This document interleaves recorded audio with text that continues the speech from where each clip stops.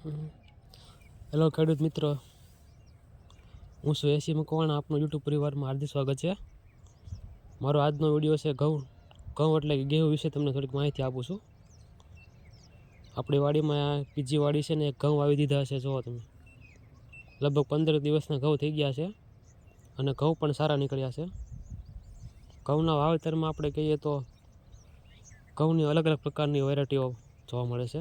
એમાં બેસ્ટ પ્રકારના કયા ઘઉં તમારે વાવણી કરવી એ સૌપ્રથમ પસંદગી કરવામાં આવે છે.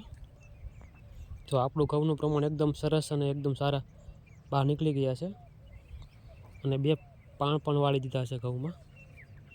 આપણે ટુકડી ઘઉં આવ્યા છે. ટુકડી ઘઉંની વેરાયટીઓ નાખી છે આમાં, જે ગુજરાતમાં ખૂબ જ પ્રખ્યાત છે. જુઓ તમે, એકદમ સારા અને એકદમ બેસ્ટ ક્વોલિટીવાળા ઘઉં તમને બહાર નીકળેલા જોવા મળે છે.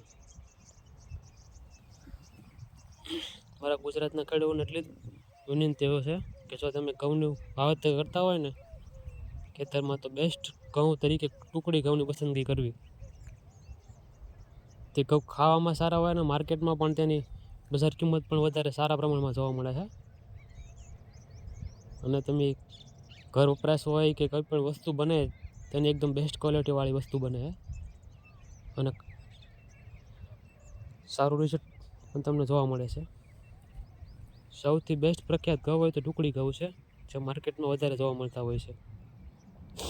જોવા તમે,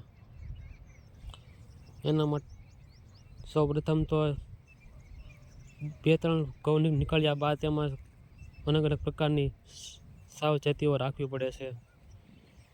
આપણે ઘઉંની કઈ દવા નાખવી, કયો ખાતર નાખવું, કયો સ્પ્રે કરવા વગેરે અન્ય પ્રકારની સાવચેતીઓ આમાં ઘઉંમાં રાખવી પડે છે. આમ તો મોસ્ટ પ્રમાણે આમાં ઘઉંમાં બહુ સ્પ્રે ના કરવા પડે. 1-2 સ્પ્રેમાં તમારે ઘઉં એકદમ પરફેક્ટ નીકળી જાય.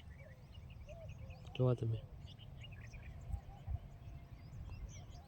હા ખેડૂત મિત્રો, આ તો અમારો ઘઉં વિશનો આજનો વિડીયો. ખેડૂત મિત્રો, જો તમે યુટ્યુબ ચેનલમાં નવા હોય, ખેડૂત મિત્રો હોય, તો લાઈક કરવાનું ભૂલતા ને સબસ્ક્રાઈબ કરી દેજો ને સપોર્ટ કરતો મારા વાલા. જય જવાન, જય કિસાન.